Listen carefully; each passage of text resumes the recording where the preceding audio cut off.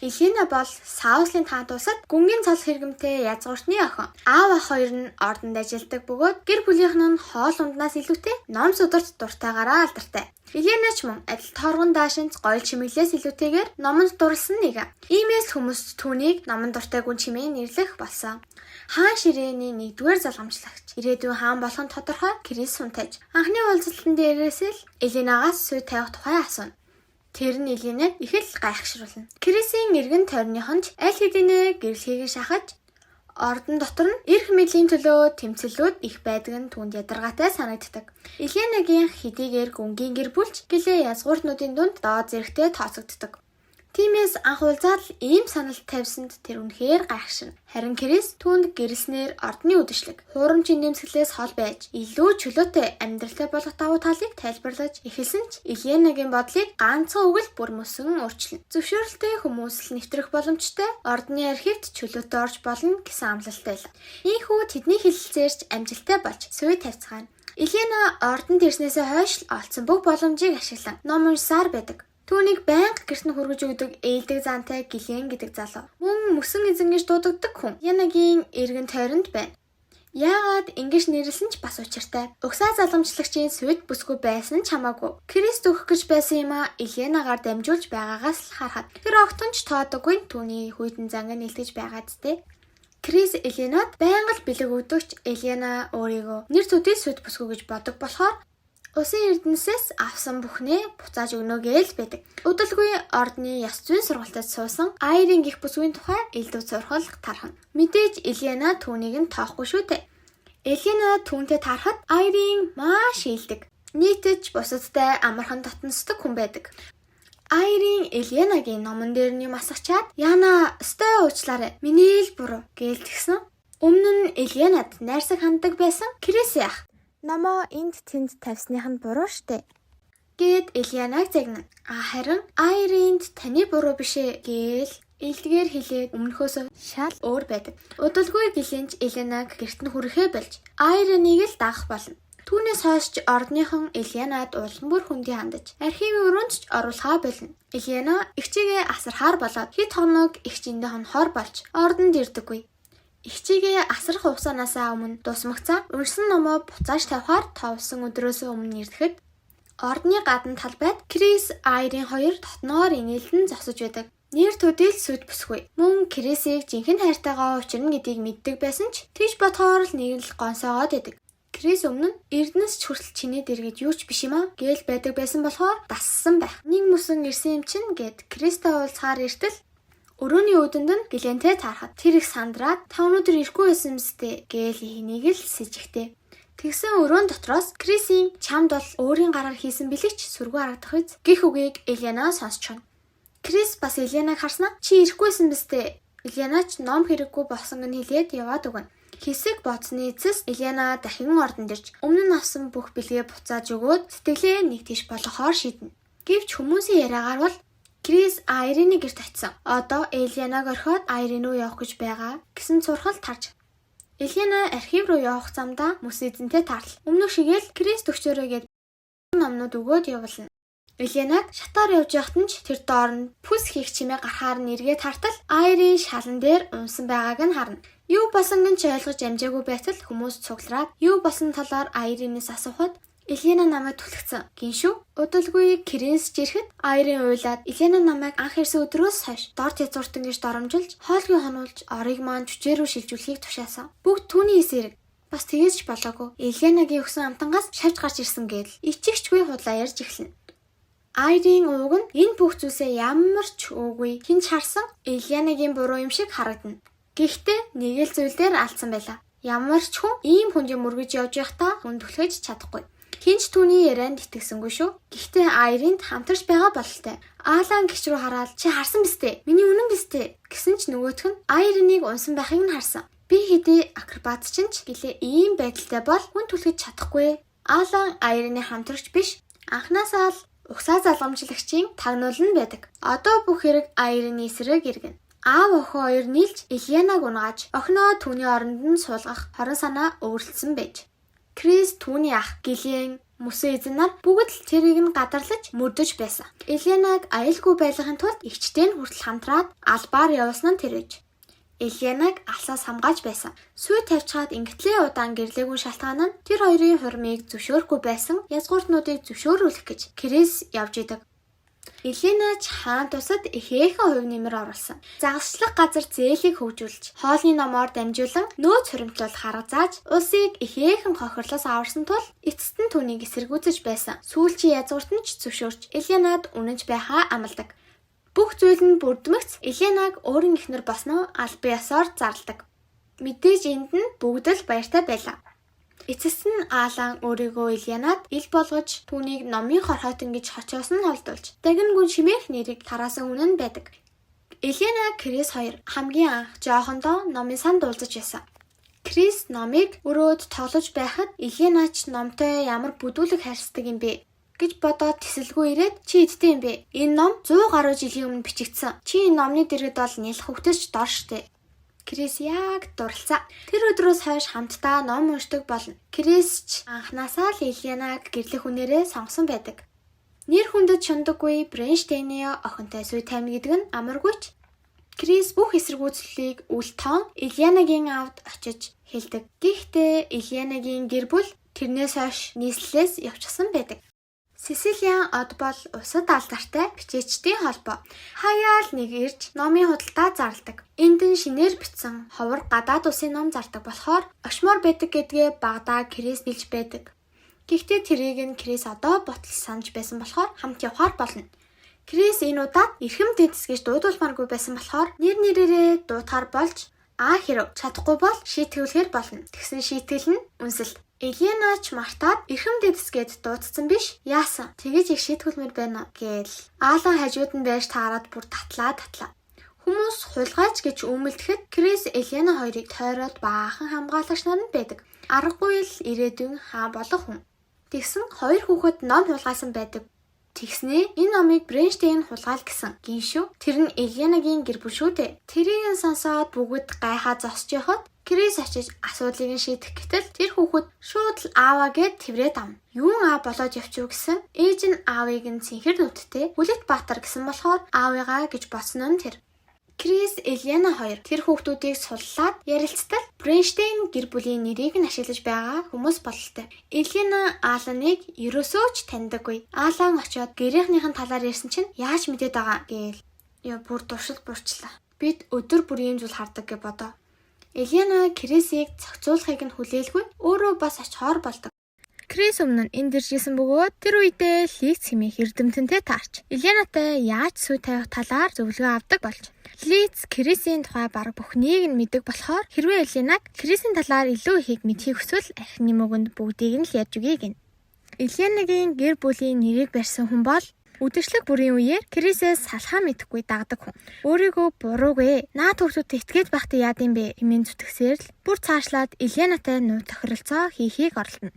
Чи миний тухай хинт ч битгээл би ч гэсэн чиний талаар юм хэлэхгүй. Еленагийн талаар юу ч хэлэхгүй гэдэг байгаа. Бүү мэд. Еленад ямар нуух зүйл байгаа биш дээ. Гэхдээ ч Елена яаж ийм зүйлийг зөвшөөрөх вүлээ? Тэр даруй татгалцахад нь өнөөгч нь хүч хэрэглэж сэлэм далаагаад авна. Яг тэр үед нь Крис ирж тэдний бүгдээрингийн болиулж амжина. Крисийг харснаа өнөөхөн өөрийгөө буруугүйгээр зүтгэсээр байсан ч Еленагийн өдөөс сэлэм сугасан нь түүний хийсэн хамгийн том алдаа байсан. Елена Кристтэй багтаа тарч ясан дурсамжаа огт сандаггүй.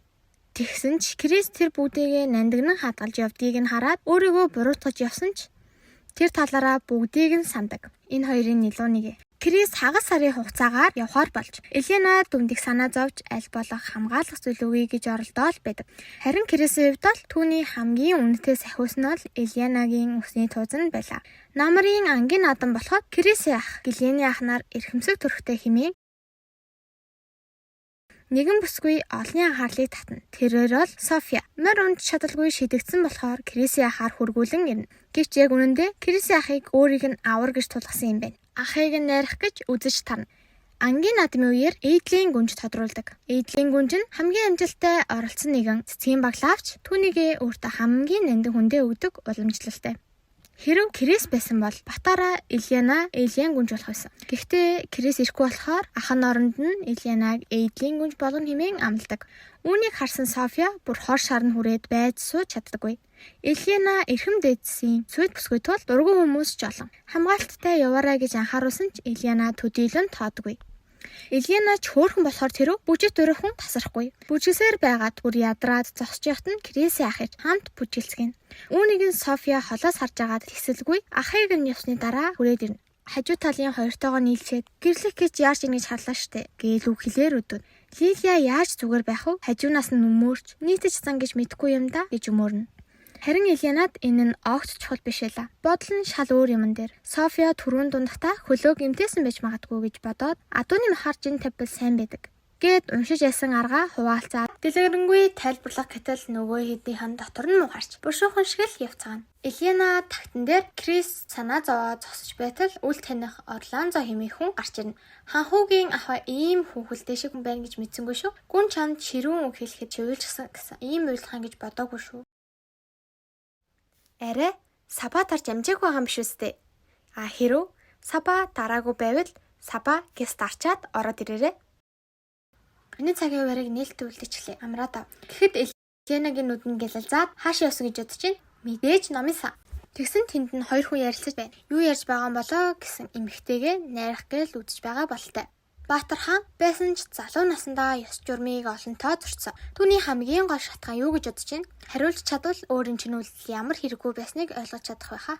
Ильяна энэ бүдийг нь сонсож байсан болохоор хариулчихсан. Хэдий эрэлхэх хаан байсан ч эмэгтэй хүнээс болж босдож магадгүй. Тэгсэн чинь л нөгөө эрэгтэй нь битээ тэнэгтэйтэй байр сууриа мэдгүй ч дуугаа бай. Нэг муу дорд эмэгтэй байж гээл дайрахад Ильяна өмнө нь залуусан аргаа хэрэглэж гинэт дайрч ухраан дараа нь нэг мөсөн холдуулж амжина. Тэрийг нь ч нөгөө хэд нь харцсан болтой. Бүр татлаа. Тэгсэн гинт л хүмүүс хашгиралдаад байхаар нь очисон чинь ээдлийн сүс гарч ирсэн гээл энэ тэндгүү ярьцгааж байна. Ийм боломжийг ашиглаад София Крисийн ахыг тэрвэрэд авна. Яалтчгүй Ильянагийн өвшөлт шүү. Өвчлөөрөө өөрөг чинь тэндэг лөө. Хаалан байна. Крис Ильянаг аюул орсон байх вэ гэж яраад хамгаал хурдаараа очихыг хүссэн ч замдаа саадтай тулгарч бусд нь түүнийг хэд ядраад байна хэмээн бараг гуйж байж л амраадаг. Яасан ч хажуунаасаа явуулмаргүй. Би ч хуваагч гэсэн юм да. София Ильянад эрхэм дээдсийн үргийг орлож байгаа юм бол эрчүүдийн чадварыг харж магтах ёстой биш үү? Гэхээр нь нэрэл тэгэх ёстой юм шиг санагдаад хамт явсан чинь Софиягийн найзынх нь морин догшроод яг унах шахна. Тэр морин ууг нь Ильянад бэлдсэн морь байдаг. Бас ханаас жимбэ зэрлэг гахаа гарч ирэн Ильянагийн унж байсан морийг нь үргэж Ильянаг яг унгаах шахна. Яг тэр үед нь өнөө хөл таних Орландо гарч ирэн түүнийг аварна.